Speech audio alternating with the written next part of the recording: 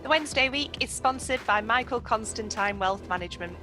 We bet you can't find a financial advisor closer to Hillsborough Stadium. Hello, good evening, and welcome to another episode of the Wednesday Week. My name's Dan Fudge. Yes, I'm back. Apologies for having some time off last week, but I currently just cook chips at my work nowadays. God, where do I start with that? I was going to call this episode "Worldies in Motion" after the 3 goals against Rochdale. I think I'm going to go with it, given your reactions there, lad. So yeah, that's all right. Tonight with me, I've got Blair, I've got Jon, I've got Stevie. We're going to talk about football. We're going to start about what seems a million years ago now. We're going to talk about our win against Bolton. Now Blair, started out well, didn't it? Yeah, brilliant. We're just a really comfortable away performance. And after the previous game away at Peterborough, I mean, I was quite nervous. I thought Bolton were going to do it for some reason. Mm-hmm. But I thought Wednesday were very professional and just did the jobs right. And then as soon as they got that first goal, I didn't see us losing them. I actually didn't realise, because like I said, I was cooking chips at work. It went until I watched it back that the first goal, Jon, came from a woeful back pass and then a rescue by the goalkeeper. And I thought we did really well to keep our composure in a situation like that. Yeah, absolutely. It was almost comedy goal moment, wasn't it? It looked like it was going to go in, and their keeper just managed to slide in at the last moment and keep it out.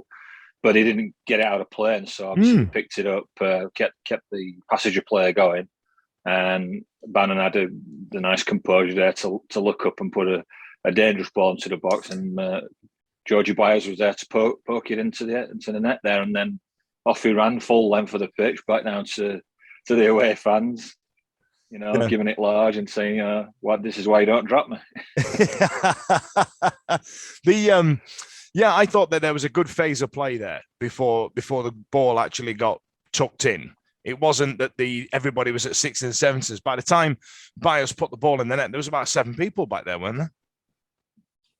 Jon? Yeah, there was a lot. It was a quite congested box, wasn't it? Yeah. Yeah. What do you think, Steve? What were your take? Do you go, Steve? Yeah, I was there. Yeah, I thought you were. Yeah, it was good atmosphere on Saturday. It was one of those. I think we were just talking off air before we came on, where I think we said last week on the pod that nobody really could put a finger on what sort of Sheffield Wednesday were going to turn up. On Saturday, last Saturday just gone. It's one of those games where you play against a team like Bolton that have started the season really well. I think if I remember rightly, they've not lost since March in the league, and they'd only conceded 1, maybe 2 goals at home this season. They were right up there. They were above us in the league before we kicked the ball on Saturday.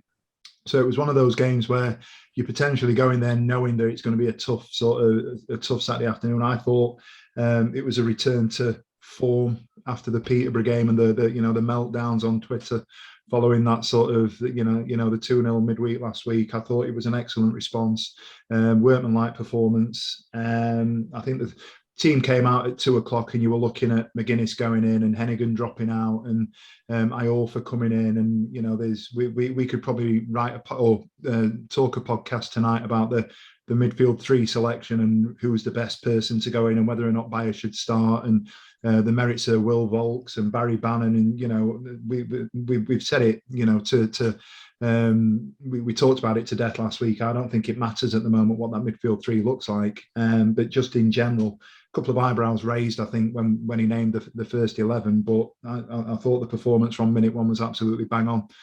They didn't get a foothold in the game. I thought we controlled it from minute 1, right from Iorfa getting the ball in the first couple of minutes and pelting down the right wing. It put them on the back foot, and we took that momentum and went forwards. And I thought, as I said, it was a really workmanlike performance. That was sort of emphasised with Bannon for the goal. Byers was composed, and then there was that composure of Bannon when he got the ball, but he absolutely ran his bollocks off to get to, the ball that was sort of swung out by the goalkeeper, to then get it, to lay it off to Johnson, who got it back to him. And it was a good sort of 10 seconds or so before he managed to get the ball across for Byers to slide in. Just on that goal, I thought it was an excellent response. I thought it was really good to see, and that sort of run for the distance of the pitch to go and see and celebrate with the away fans was absolutely brilliant to see. Absolutely. Now, Blair, in the second half, I mean, you alluded to it before we started. that it was one of those games where it kind of fell away towards the second half. But we had a decent breakaway in that second half. Who was it that went through and then they kind of crossed across the front? They played one round the back. It was a really good defending, actually. And I think it was the keeper came out. Do you remember it? Help me out. What are you on about? Windass blasted over from the bar? No, it was it was when Patterson. It looked like he could have had a tap in, didn't it? But he didn't get a ball out of his feet to Patterson. Or was that the Rochdale game? I'm getting mixed up now. I think that was the Rochdale game because the ball just came across and it was just a bit short for him. But we had a break, and it was. I thought it was a substantial second half performance from what I watched. It was very much something that we did our job. We were 2-0 up and we defended the lead. Yeah, they did un-Wednesday things, didn't they? And didn't concede in the first 5 minutes of the second half. Yeah. You know what I mean? It was just. Well, it's another clean sheet as well. So that's 3 clean sheets in 5 now. Yeah. I think I made a point in the group chat, but out of the top 7, we've played 4 in our first 5 games. Mm-hmm.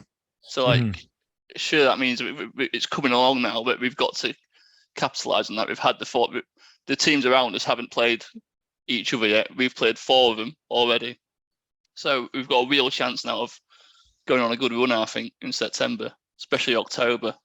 Yeah, just on that point of the defending and the goals we've conceded, I think Blair used the term un-Sheffield Wednesday-like sort of performance. It literally was that. And I know there was a load of aggro last week around the goals that we conceded at Peterborough. And I think the minority of people, whether it be on social media or on podcasts or radio or whatever it was, there was a minority that sort of had that mindset that said, hang on, it's going to be a different story if we don't get the player sent off last Tuesday. And I maintain that we don't concede the goals that we concede last Tuesday. They were soft goals that we have conceded, but we had 10 players. You could see on Saturday that Bolton were trying to overload Marvin Johnson. They were clear instructions that everything was going to go right as they came forward. And I think there was a massive credit to be given to McGuinness. I think people had their misgivings, if you like, because we'd signed a centre-half who was right-footed. But if you looked at any sort of previous footage of him, he's a right-footed centre-half that is playing left side of a back three. And I think the noises coming out of Cardiff is that they've let him go because he's not accustomed to playing as a 4, and they've switched from a 3 to a 4 at Cardiff. I'll stand corrected, but that seems to be the information that's come to us. It just seems to have calmed everyone down. I have my misgivings about putting him in. Why put McGuinness in? I'm not sure about Iorfa, and I'm a big fan of Iorfa, but he's not been at the races for 6-8 months. I think Saturday was a return to form for him. I thought it was absolutely fantastic. McGuinness looks like a player. He looks like a no-nonsense, I'm going to get the ball, and I've done it at a higher level than certain other people that are in there at the moment. Everything that went that way, he headed clear.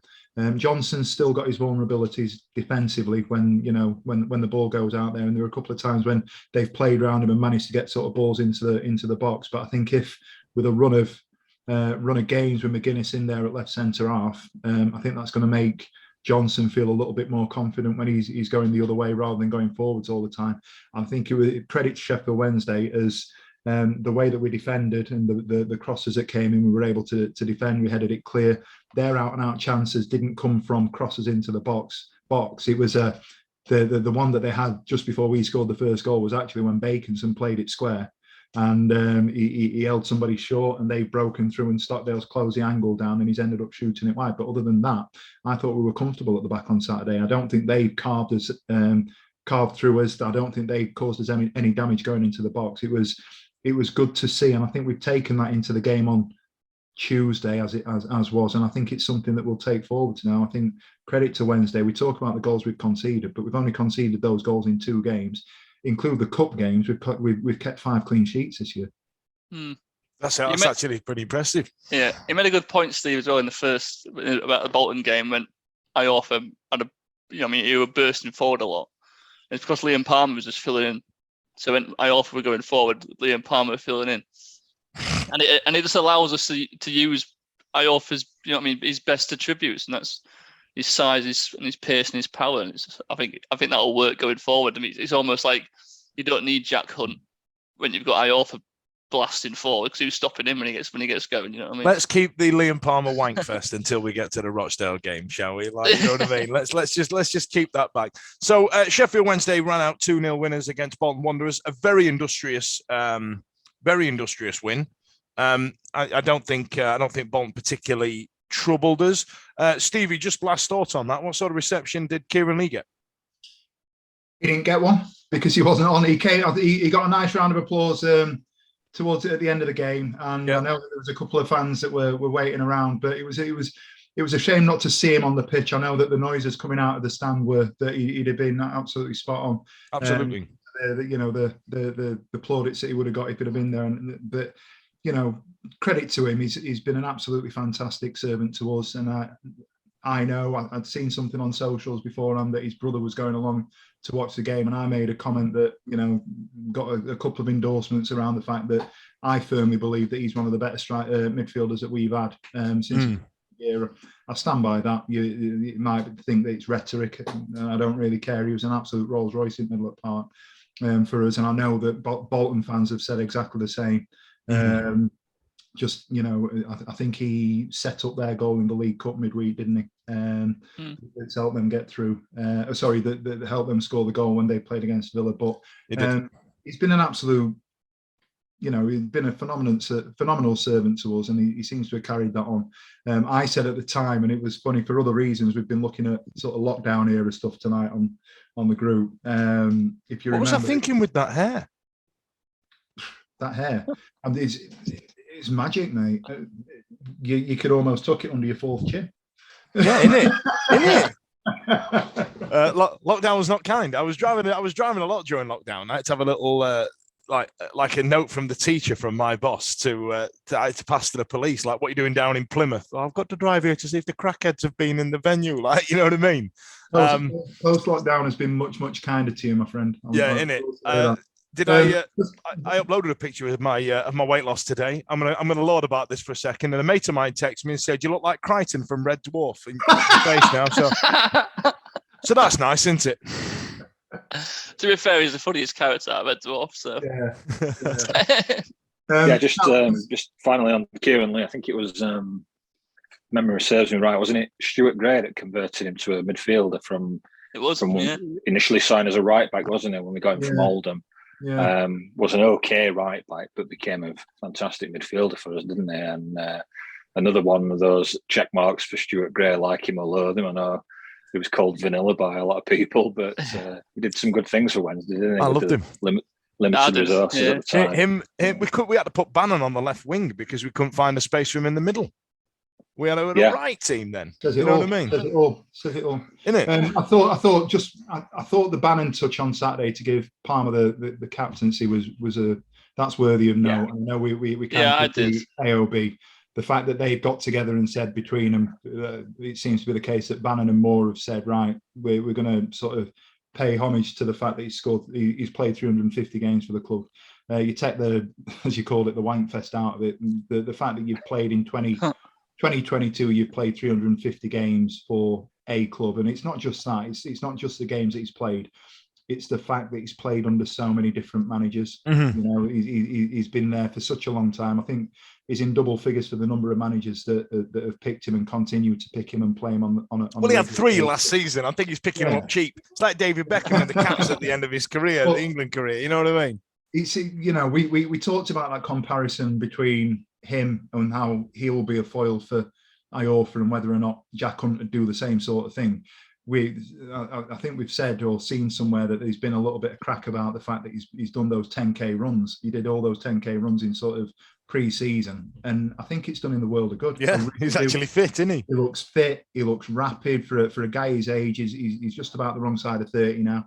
I think he's still got another 2-3 years in him, certainly at this level. I don't think he'd be out of place in the Championship. But that's where people will start ridiculing him.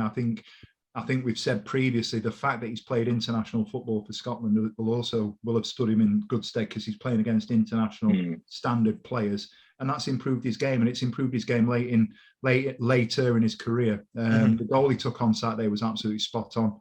The play between Windass to see it as Windass has turned and just played it sort of received the ball and played it in between the fullback and the centre half, and Palmer looking off the shoulder of the defender.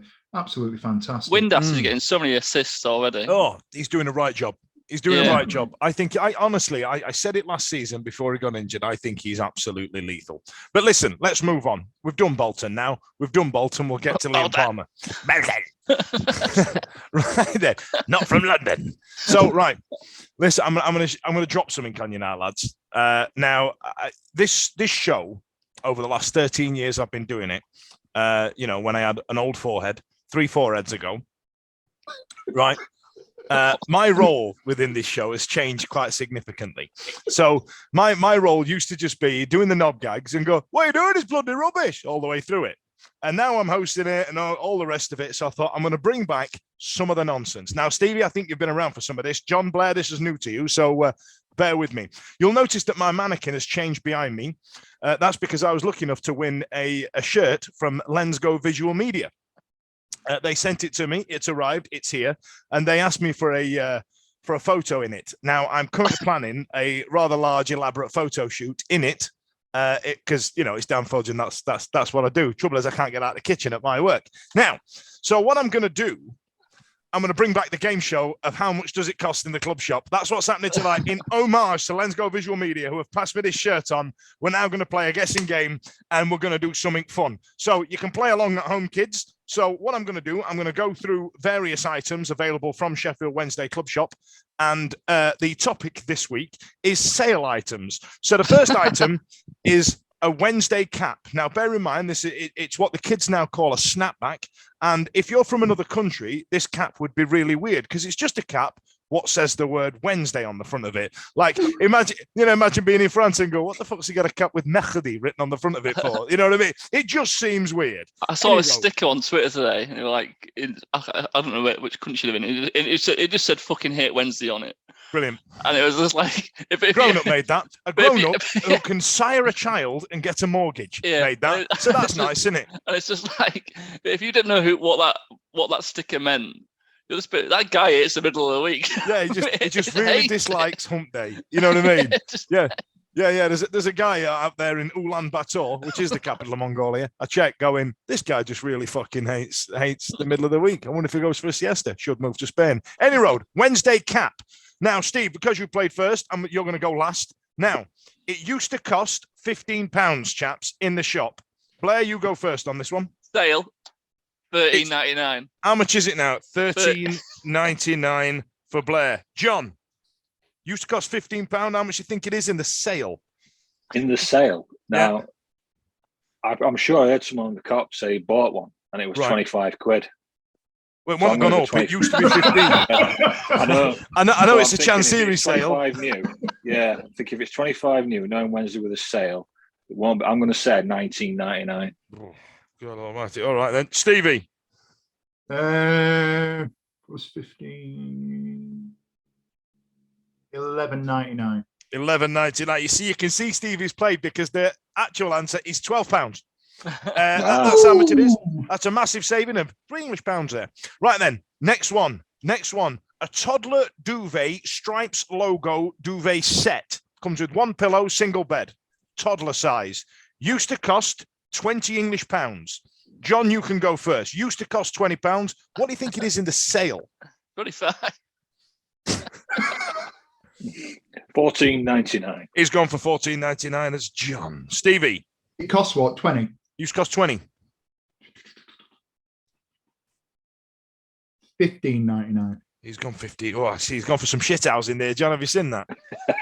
It's like guess the attendance on TalkSport on Max Rushton already again. Barry Glendenning's turning in his boots. Right then, Blair, you've got a chance to steal here, pal.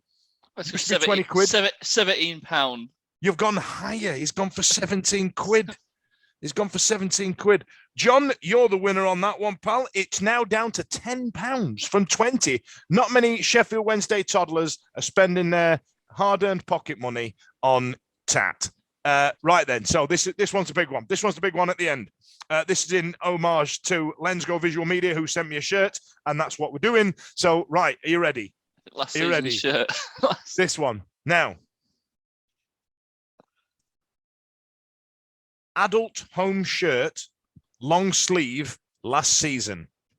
Used to cost £54. Stevie, you get to go first. Used to cost 54 quid. Ooh. 54 pounds. 54. It was 54. Last season's out of date shirt. It's going to be more than. I'm toying with getting around about 32, 30, 34. You've gone for £34. £34. It's Blair now, isn't it? I think this is going to be outrageously expensive for a sale, so I'm going to go for £48.99. £48.99. Right then. That's So still cheaper than a shirt from a little one. So adult home long sleeve shirt, John. Hang on. I had my Used to be 54 quid. Yeah. How much do you think it is now? I think again, I'm probably putting too much into my guesses here, but because it was Macron last season as well, Yeah. I had heard that he couldn't drop the price much with Macron for some sort of reason. We do I don't know talk what it some was. bollocks on the cop, I don't we? know, So someone's I know. literally just made that up, haven't they? You know what I mean? Someone's had too many sherbets. And It's I'm like gonna when go- somebody said Richard Gere likes hamsters up his backside, and someone's gone, "Oh, really? Yeah." And then it's across the entire world after that. Yeah, exactly. Chinese whispers. Yeah. 39.99. £39.99. Okay, It's always someone I know somebody. yeah, in it. I remember once someone who lived in Southampton who works with Tim at the office, right, said, "My friend Tim's friend has just showed Frank de Boer around a flat in Southampton, so he must have got the Southampton job. I bought 300 quid on the fucking thing, and Claude Poole got it. So that's nice, isn't it?" Made it back though on Steve Clyde getting the Scotland job, didn't I? Anyway, let's move on. So if Blair wins this one, who's put in a guess of 48.99, we're going to go for a tiebreaker. If John gets this one, you take all the points tonight, John. And then if Steve gets this one, Steve, you'll get the winner as well. So it's one apiece to John and Stevie. But if one of you two gets this point, then I'm bringing the rain. Are you ready? So last season's out-of-date shirt used to be £54. It now costs. Blair, you're in third place with £48.99. It costs £40. So closest with a penny was John. He's the winner of guess how much it costs in the club shop. Come on down. I tell you what, Your checkbooking pen's in the there you go. purse. That's it. You get a Sheffield Wednesday blank in the back, checkbook pen. Bang. There you are. I tell you what, there was one thing that popped out to me, lads, and I'm going to need to read this here because it really made me laugh. Are you ready? Used to cost £10. 2022 official calendar. Used to be a tenner. They're still selling them for money. How much do you think it costs? Last season's calendar. Last year's calendar. He's probably got a load of players on there. Berahino's on it, isn't he? We got like Berahino. Yeah, it's got side on there. Luongo will be on there. Yeah. Ecock Farrell. Yeah, Sammy Hutchinson. They'll all be there. All the old faces, all the old guard. They're on there. I mean, when you can get a free one from Chinese takeaway, and he just charges you for last year. So what's that about? Isn't it? And even the artwork on the one you get from the Chinese takeaway has as much reference to Sheffield Wednesday as the players on this calendar do. Anyway, they're still selling that for £1.99. So kids, if you want to part with £2 of your money for a picture of Mas Luongo and Barry Bannon, fuck kids. It's probably got Forestieri on it in January somewhere. You don't know. It's £2. So that's nice, isn't it? John, very well done. That was in reference to Let's Go Visual Media. Thank you very much for the shirt, folks. Really appreciate it. That was nice, wasn't it? Bit of a break. Yeah, Break from all the bollocks. We should bring that back more regularly. I must admit, but you'll be going on and cheating now. I'm gonna have to go. Was this online, Dan? Revising on the online website. This is the online club shop website. Yeah. There was something else I saw, like the pink socks are now £6, used to be £8, and a T-shirt that randomly says Honolulu Wednesday. So that's nice, isn't it? But I think I've already done that the last time we played this game. So couldn't pick on that, could I? Right then, where are we? What we're doing? What we're talking about now? Right, new signing, John. It's finally over the line. It's finally happened. It's had more saga behind it than Star Wars. And who's that lad that Man U have been trying to get, the Dutch fella from Barcelona? De Jong. De Jong. Alan De Jong or whatever his bloody name is. You know what I mean? Like that's who they'll end up getting. Yeah. Alan De Jong. Where's he from? Rochdale. Like he sells Ucky jeans out of a bag, out of one of them head bags. You know, the red one? That was always gangster. Right. It's finally over the line, John. Yeah. Do we actually know about him? Not a great deal. I have seen some, not just YouTube pilots, because he can make anyone look good, but I do recall seeing him play for Leeds a few years back when he was still a youngster, 19, 20. And it did look like it got a lot of promise. Still does look like he's got something in there, but it's probably finding the right landing spot to get it out of him. That was two names of your sex tapes there, John. Yeah, definitely. Yeah, showing the colours now, aren't I? Yeah, still got something in there. And still got something in there. I can't remember what the other one was. And just getting it out. That really made me laugh. Getting it out of him. Carry on. But yeah, I think Darren Moore's got that kind of personality where he can put an arm around the player that needs it, and he doesn't shy away from bringing so-called difficult players into the club. We've seen that before with Berahino, had a bit of a reputation from his days at West Brom. We didn't really get a peep out of him, did we? Not really, no. He flashed here and there, but overall, he was a bit disappointing, wasn't he? To say he was trying to rebuild his career, didn't really make a name for himself as such, didn't really get back on track. Had a few key moments in games, but was never consistently good. But you can tell that Moore's that kind of manager that won't shy away from a difficult or perceived difficult character. So he's had a shot at Wilkes. It's been, saga of the summer for us, hasn't it, in terms of a player that was on our short list. It looks like he's going to add a bit of pace and and some added goal threat to the final third. He has scored over 20 goals. I think he had over 10 assists as well in the season that Hull went up from League One. So they're good stats alone. Even if you've not seen him play, you look at those stats and you think, for a guy who's only 23-year-old, left-footed as well, which is another good quality to have on that wing, on that left side. Can play either wing as well, cut inside. I think on paper it looks a really good sign, and it's just does he become that, or is it another Jay Bothroyd? You just let's just wait and see. Nothing will be Jay Bothroyd, mate. Nothing will be Jay Bothroyd. Jesus, yeah. I was excited about that sign. Looking forward to seeing Wilkes though. Yeah, I must admit. I think it'd be an interesting one. Can see him starting on Saturday against Forest Green for sure. Do we need to change it up? I mean, go on, Steve. Do you not feel like he's going to walk straight in? Oh, it's a podcast, and I'm shaking my head. It's a mainly audio medium. This one, Steve. So it popped up on my Facebook memories that this is literally not last week, the week before. I think it was. It's the third year that I've been doing this. It's flown by 3 years. At 10. Yeah, I feel your pain, mate. I'm so tired.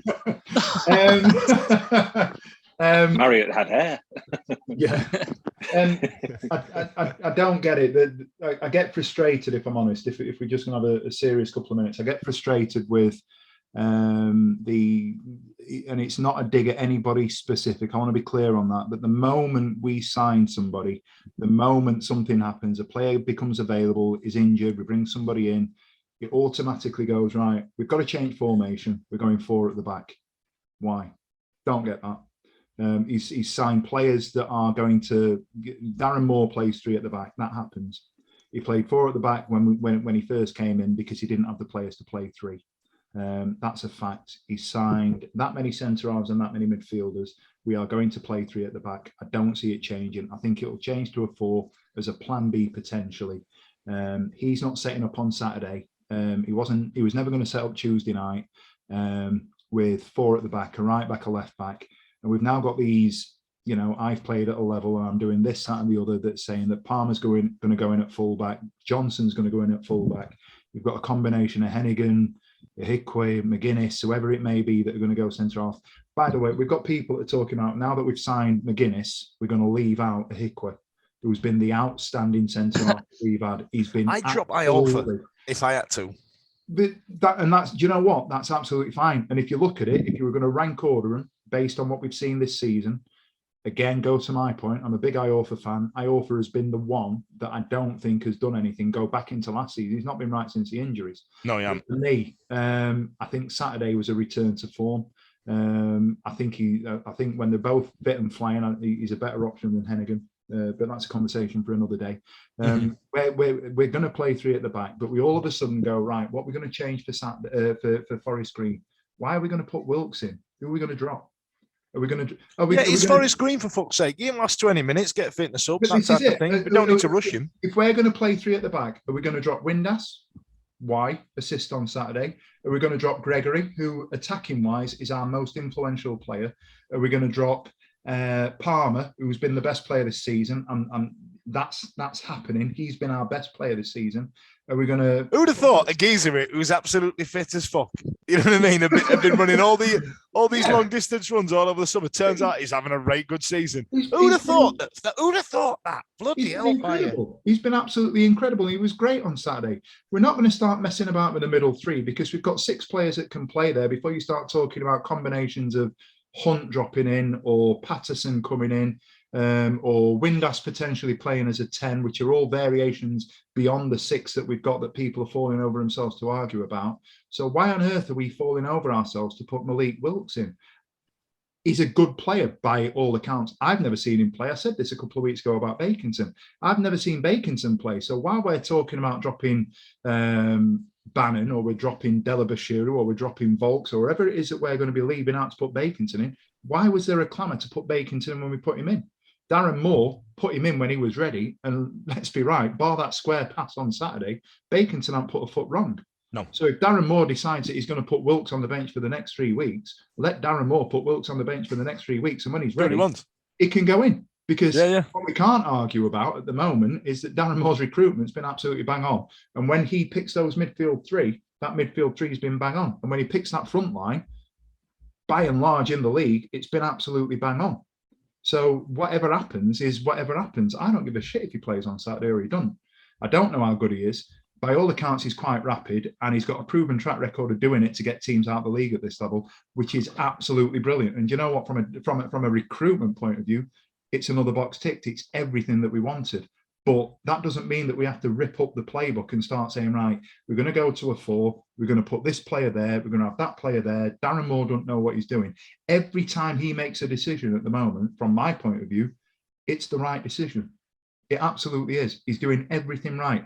Even back to the point, and I know we talked about it last week, even back to the point of dragging Byers. It had to be Byers or Volks last week. It had to be. It couldn't have been Patterson. Even though everybody wanted Patterson. Steve, I'm so sorry there, pal. Dramatic effect. I thought you paused it. You went, it could be Patterson, and then your entire thing just froze. I thought, all right, Steve, you made your fucking point, pal. Like, I didn't actually say. I just went. Just. But yeah, my point. The point on it is, Darren Moore can pick whatever he wants at the moment. I think we're playing decent football. I think the Peterborough decision, the sending off the side, the Peterborough game was absolutely bang on. For that first half hour, we were matching a team that have come down and are currently sitting second in the league. I don't think we'll lose the game last week if we've got 11 players. So barring, the capitulation of goals conceded on the first day of the season when things weren't quite right, we are right up there and in around it. So let's trust the process. Good luck to Wilkes. Nothing against him personally, but if he doesn't start on Saturday, or he does start on Saturday, it is what it is. There you are, Blair. If it ain't broke, don't change it. What do you reckon? Well, I just think it gives us another option, doesn't it, up front? And now it gives us the option to change it to a back 4. You can change the system now where Wilkes will really fit that. So, I'd go for. I wouldn't change it from an what? Why, Blair? I'm not saying change it now. Why? Why are we going to change it? I'm not saying change it now. I'm saying it gives you an option to change it. So if you know what I mean. Well, I don't know. It could be 2-1 down. No, Wednesday, and we've got to change it. And your back 3 is not working. Change it. I can feel me and you are going to become fucking Redknapp and Neville this year. Right, Bielsa, you just keep your system and keep going all the time and don't tinker it. I think looking at all these goals, they all come from cutting inside. Currently, he's not going to play left wing back or right wing back. So he's going to go down the middle. At the moment, we've got an unbelievably good squad for this division. I think a good squad for championship level. Yeah, we have. Up front now, we've got, because Sal will leave, so now we've got Wilkes, and he's a player, but his name came up at the beginning of the transfer window, so he's been after him. He's been his number one attacking target. Now we've got Wilkes, Smith when he gets fit, Gregory and Windass. I mean, if that don't get promoted, we ain't getting fucking promoted ever. We're not getting a better 4 strikers than that for League One.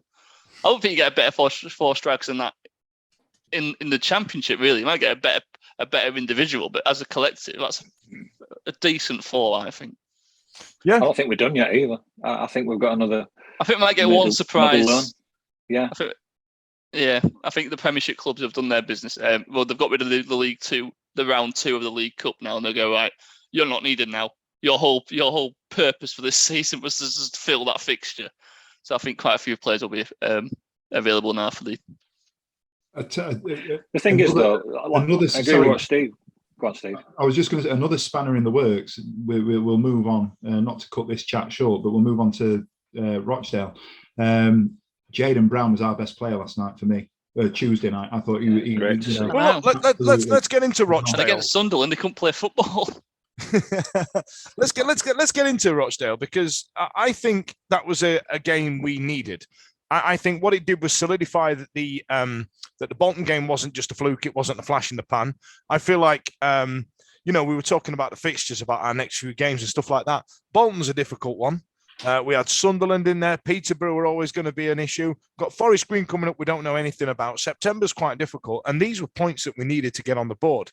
And it's mega important that we doubled down with our second string. Now, did any of you, like me, John, have Silasau and Sheffield Wednesday to score in a double result forecast? Because I bloody did, because it's the League Cup and Silasau scores in the League Cup, doesn't he? He does, yeah. You're right. I mean, that's his time to shine, isn't it? That's his game time. That's his raison d'être, as the French call it. Yeah, the Carabao Cup has been definitely Silasau's forte, and I'm pleased to see Darren Morris have some consistency there with letting players get some game time that wouldn't necessarily get league minutes.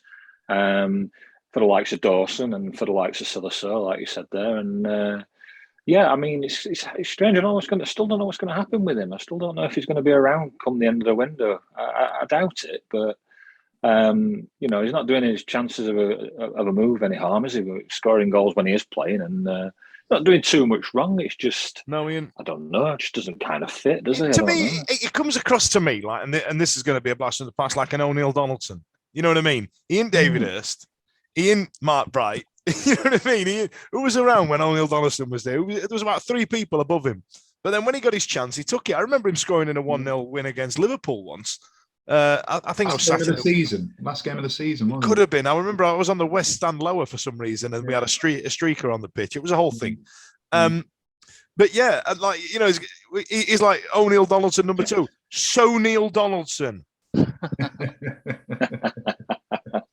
And also that other guy that's me retiring, lads. I'm retiring on that guy. Like, see you later. So Neil Donaldson. Paul Heffernan. I didn't think he was very good the other night, if I'm honest. Was he not? No, I didn't. I don't know if he was spoiled by the quality of Gregory, the excitement of players that are around and the goals that we've been scoring. You want to see him having scored the goal the other week. You want to see him cracking on and getting another goal or 2 against a team from a lower league. But I thought he flattered to deceive the other night. And, it's very much a makeshift strike partnership of him and Pato. And if you watch Patterson's body language, you can see him almost throughout the 90 minutes, almost looking around, going, "I have got Gregory next to me here. I'm struggling." Do you know what I mean? He feels like it's almost like he knows that he's in a second string, and it's almost flattering to deceive sort of thing. I thought the break in the second half where So's sort of pulled it and squared it to Patterson should have been much better. I think the pass was shit. I don't think it was Pato's fault. No, it wasn't. It wasn't his fault at all. It was the pass. It was absolutely terrible. Are you all right, John? he had an age to do it as well. He had an absolute age to pick him out and play it, and it wasn't a difficult thing. It's a 5-yard pass. He just puts a bit of pace on him and plays it a yard in front, and all he's got to do is stick his foot out. But I just think there's times when, like I said, we're spoilt at the moment because that ball gets pumped forward or it gets driven in or drilled into a striker, and we've got Lee Gregory. And I was thinking about this on Saturday. I can't remember too many times in a game, if you look at percentage or conversion rates, if you want to call it that, he must have a 90% plus of making the ball stick. The ball sticks to Gregory. He's like Velcro. And it's phenomenal to see because you can play against centre halves that are bigger than him and, that are similar in terms of stature. He's a very clever player. He knows how to where to put his body. He knows how to get it there. When the ball's pumped up, rather than decide he's going to try and flick the ball on, Gregory will get his body into position and he almost sort of hoovers the ball into him. Do you know what I mean? And he'll get it there. Whereas Sal will go and try and do the same thing and it'll bounce off, or Pato will go for a flick on. There are levels to our strike game at the moment. And I think no sort of slight on Patterson because he's not a striker. If you asked him, he's not an out-and-out centre forward, but we've signed Silasau to come and do bits, and he just hasn't done it. And if you look at Moore's recruitment, you want to go back to that one. He hasn't got much wrong. I think So's definitely been one of the misses. I don't disagree with any of that. I didn't think you'd be able to speak for that long about Silasau, if I'm honest, Steve. That was actually the impressive part. Like, you know what I mean? John gave us a gratuitous shot of his tiny shorts, and then there was a whole thing happening there. Blair, now, I don't want to. We've all seen the goals. We've all waxed on about the goals. The build-up play on some of them was absolutely outstanding, but they were absolutely bloody brilliant. And I can't remember a time apart in the last 5 years, 6 years. Do you remember what season was it where we're having our own personal goal of the month competition? That was the first Carlos season. Yeah. And I feel like we had it all in one game, didn't we? I know. It was insane, wasn't it? Right, so you've got Adeniran, Brown, and FDB. Yeah. Did you have a favourite? I like the Fizz one because he just hit it that hard. Yeah. And I'm a bit biased. I think he's great. I love him. All right. What about you, John? Did you have a favourite? Yeah, I think I agree. The Fizz one, he had very little back lift when he cracked that one, and it just sailed into the top corner. But the game very much reminded me. I posted it in our chat earlier today. The game very much reminded me of 2006. Cast your minds back. Went to Leicester and we beat them 4-1, and we had 3 of the best away goals you'll ever see following Wednesday. You had Chris Brunt crack one in, then we had Whelan crack one in, which looked even better, and then Marcus Tudgay said, hang on, I'm having some of this, and he cracked one in near the end, and it was like, and that was League Cup as well, or Coca-Cola Cup as it was called then. It reminded me of that. You just don't tend to see 3 like screamers or worldies or whatever, do you? In one game from one team like that. Yeah, they were all very similar goals, weren't they? You know what I mean? Like I found that quite refreshing because we don't score goals like that. Some of them's like Marco Matthias or Adam Reach used to score slaps and they go in. And don't get me wrong, they probably played for it, but not 3 in a bloody game. Did you have a favourite, Steve? I thought the FDB one was nasty, wasn't it? But I think I like the Adeniran one. I like the Adeniran one. Right. I just think the way that the ball's been recycled and he's picked it up on the halfway line and just gone. If you ever coached at a level, or you are coached at a level, that's how you take your first touch, and then you go and drive. And it wasn't like he was tapping about. The ball was pumped 5 yards in front of him. He got after the ball. He's got in range. He set himself.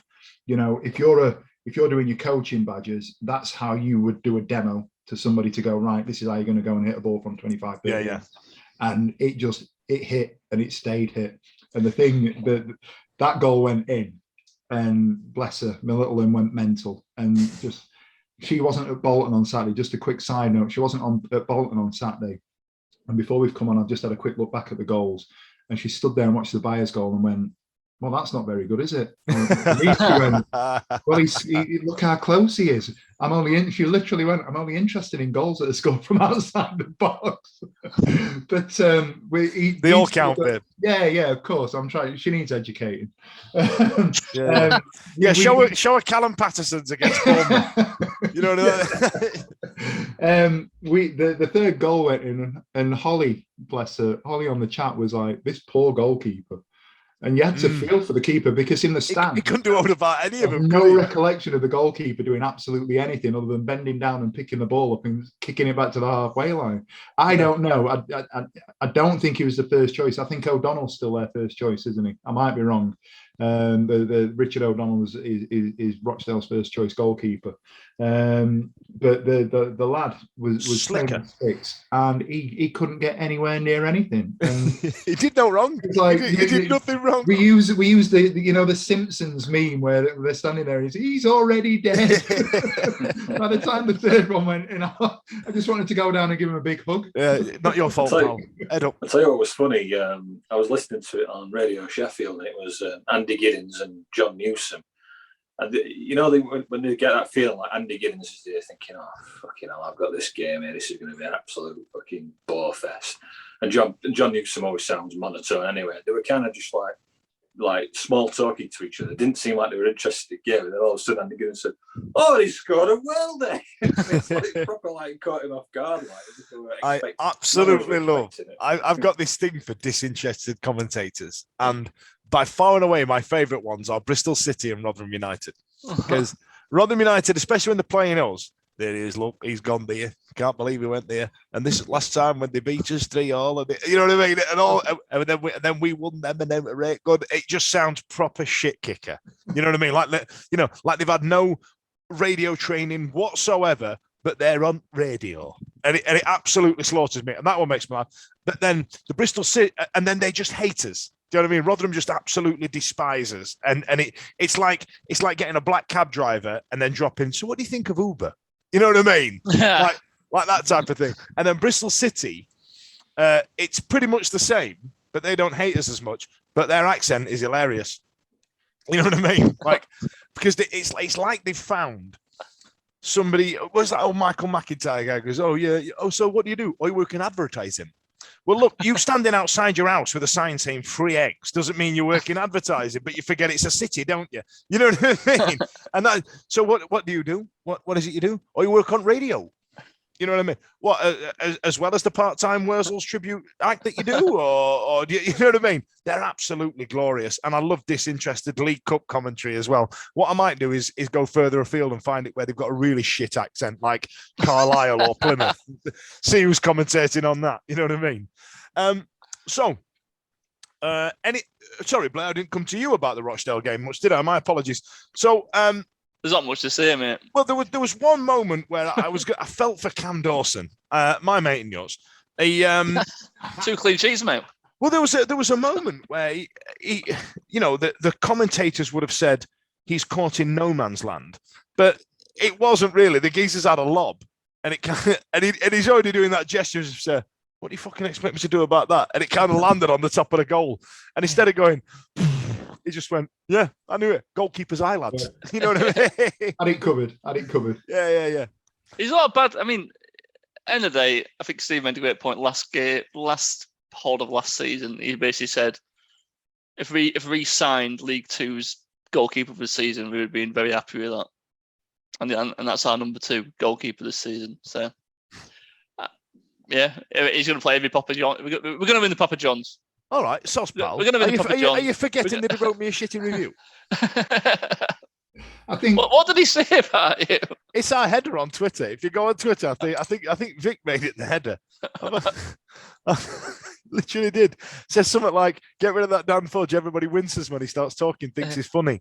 I would have applied. I would have applied and said, "Everyone winces when you do a shot stop." Everybody winces though. To be fair, Blackburn and it hits the post. This was in and around the time that he just shipped 5 at Brentford, wasn't it? Five at Pompey, 5 at home to Pompey, and then 5 at Brentford, and then man's cussing me out on the internet. What kind of chicken jive is that, BS? Jive. What's the jive? What's the jive on that bad boy? Any road.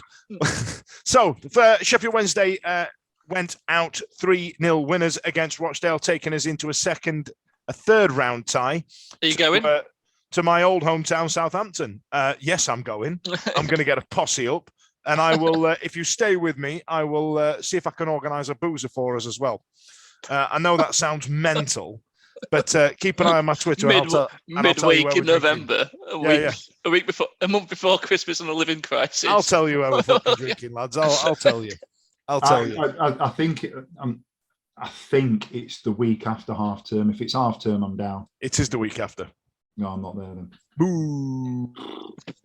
Can't justify. Imagine rocking up at 3 o'clock in the morning, 3 hours sleep, and then rocking up at work. Right, listen, I know that your Apple Maps will tell you that it's 3 hours and 46 minutes away. It's further. I've done that journey many times. Allow 5 hours for that journey. It's a massive prick. We are talking disgusting, because I like to call this not the Carlton Palmer derby, not the David Hurst derby, the Dan Fudge derby. That's what it is. Now, I don't know if you remember we have not played Southampton in 10 years, and I have lived there on and off for the last 15. So the first couple of years, that's Dave Jones in the cup as well. I mean, knocked out by them. God, I can't remember. Honestly, it was so long ago. So when I first moved down there, this is going to brace yourself for a tale here, kids. Let's all sit around and listen to Grandad. My landlord, when I first moved to Southampton back in 2006, was Johan Foley's girlfriend's dad.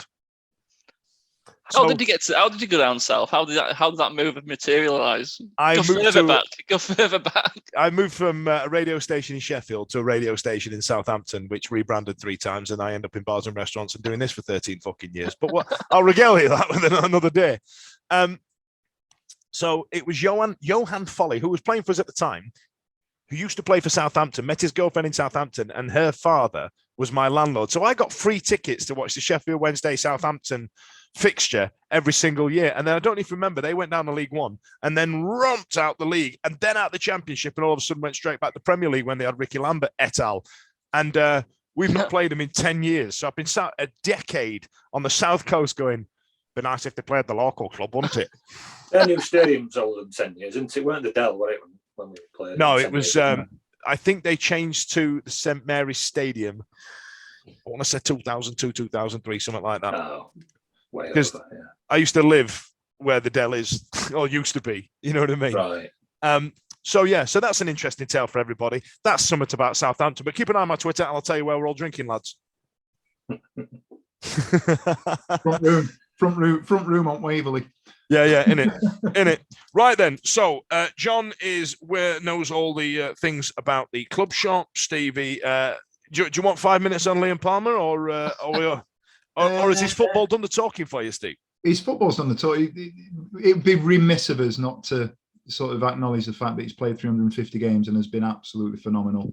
The goal was great. I'm not going to wax lyrical about him tonight, because I feel like I'm doing that every week. His performances of speaking, really. He's just been, for me, he's been our best player this season. And I know we take the piss. We talk about, how important certain players are and how influential other players are. You're looking for that consistency. At the minute, he's gone from a 6.57 minimum every week. He's an 8 to 8.5 out of 10 every week. And anybody that wants to tell me otherwise needs to come and show me. And if you think about what we did at the start of the season, when we're talking about the first game of the season, we were going to have this player in, that player, the other player in. Nobody's mentioning Palmer. You look at the first 2-3 weeks, it's always Jack Hunt's coming in there. We've got a back three that's coming in there. He can't play. He's going to sit on the bench, bit part player. He's gone about his business really quietly. He's done massive things pre-season for his ex-teammates that are going through the most traumatic of sort of circumstances and situations that don't need sort of highlighting on this sort of current platform, I don't think, because I think that's a conversation for another sort of forum, really. But the fact that he's done what he's done and has received the plaudits that he's received and seems to be getting a lot of love from people within the club and around the club is heartening to see. And the thing that stands out for me is that we've now got to a point. It's not as exciting as, recreating Earth, Wind and Fire or taking, Norman Greenbaum or whatever it is and creating songs for players. But the fact that we've now got 4,500, 5,000 fans on a regular basis singing Liam Palmer's name is testament to the fact that he's having, for me, probably the season of his life. I love that you've not had to explain LP2 as well, and I've seen it creeping in, you goddamn rat bastard. I don't know where LP2 has come from. It's you prick. You know that exactly where it's come from. You started that, and I'm angry with you about it. And I've seen it creeping in. And then one day when he retires, it's going to be written on a flag somewhere, and you can go, I did that. You said earlier though, when I think Steve mentioned it earlier about, or one of you did mention about he's doing 10k a day, so obviously he's got this massive fitness boost now, Liam Palmer. But it's like when Megson had us, he used to have all the players running around Greno Woods there. I know people laugh about it, but he used to take up Greno Woods and run the fucking bollocks off them, man. And he'd say, teams might be technically more gifted than us, but they'll never outwork us. No, and that's it. I think fitness can cover a lot of fallacies in terms of actual football ability at this level. Yeah. I'd even argue that some Premier League footballers have made a career on being fit rather than being gifted with a ball. Obviously, what makes them world class, what makes them world class is actually what they can do with the football. But being in a certain shape, I call it the Shaquille O'Neal conundrum, because he was shit at basketball. he was actually shit, right? You used to see, if you ever watch a reel of him at the free throw line, he couldn't take free throws to save his life. But what he could do was be massive. So if you've got this geezer leaping towards you, 7 foot tall and a big stag, he's putting it in that net. You know what I mean? That's what he's doing. So during the back end of his career, when he was less mobile, they had to come up with this thing, and it was called, you Google it, it's a true thing. It's called the Shack Attack, where literally the point guard had be stood with their arms around him, stopping him take a run up, and literally, so they'd take the fouls because he'd always miss it from the free throw line. Send it to the line. Yeah, they called it the Shack Attack, and they had to make up a play because they knew he wasn't gifted as a footballer, as a basketball player. So translate that to League One. I think if you're quicker, faster, stronger, you can really turn up at this level. And I really think it can happen. There's a bit of knowledge for you, lads. Shaquille O'Neal was shite. However, I love him. Great in NBA Jam. He's the best at NBA Jam. Right. That's an hour, kids. Does anybody have any other business? We've done LP2 now. That's it. The Wankfest is over. That's his soapbox put away for another week.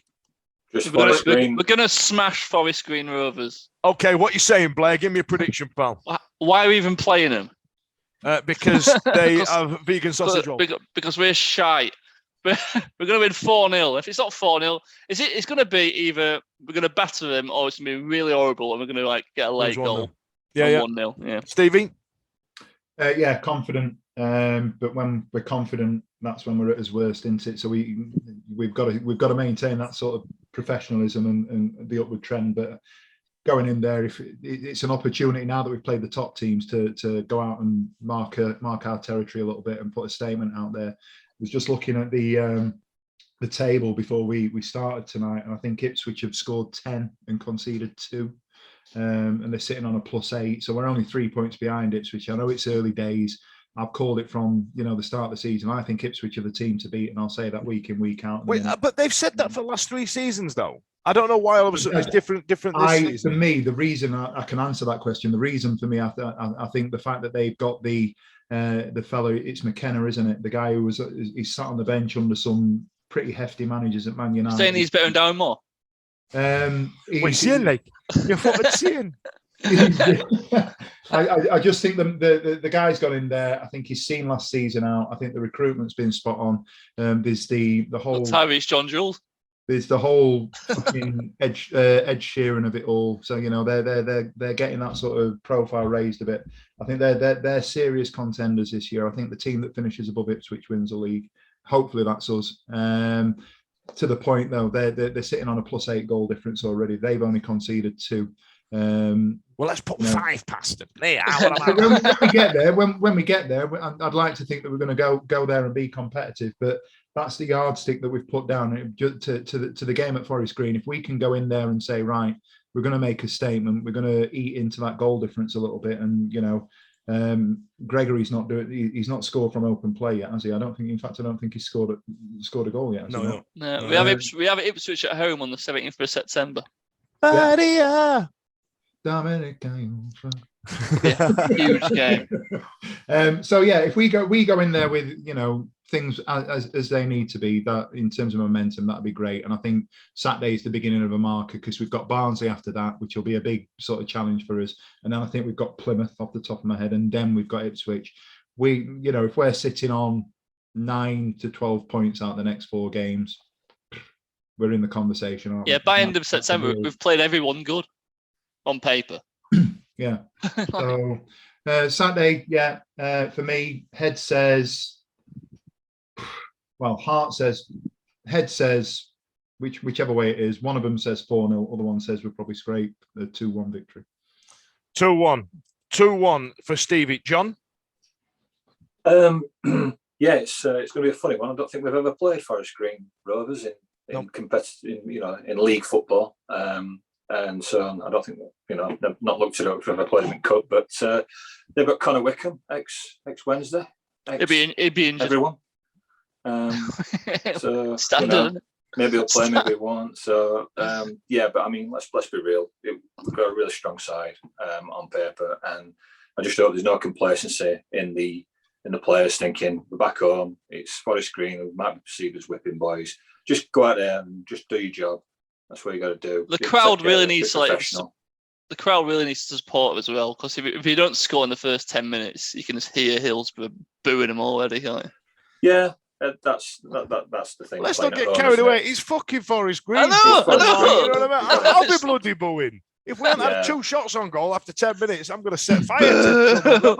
Why didn't he start Will? I'm going to go down West Pier at Brighton and burn it down again. Bloody thing. If you look at their record since they've come up, they beat Bristol Rovers, who came up with them first game of season. They've lost to Ipswich, they've drawn with Lincoln, and they've been smashed by Plymouth. So it seems to be, the first game could have been anyone's. Ipswich, second game at season, first game at home for them.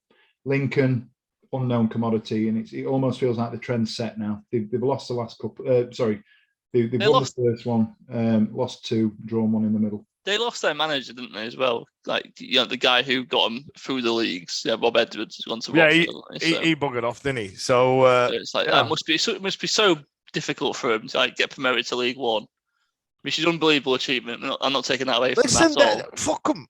They're just a posh little rich man's project that serves pea and mint falafel at half time. Fuck but 'em. we're massive, and we love gravy, and we love beef in Yorkshire.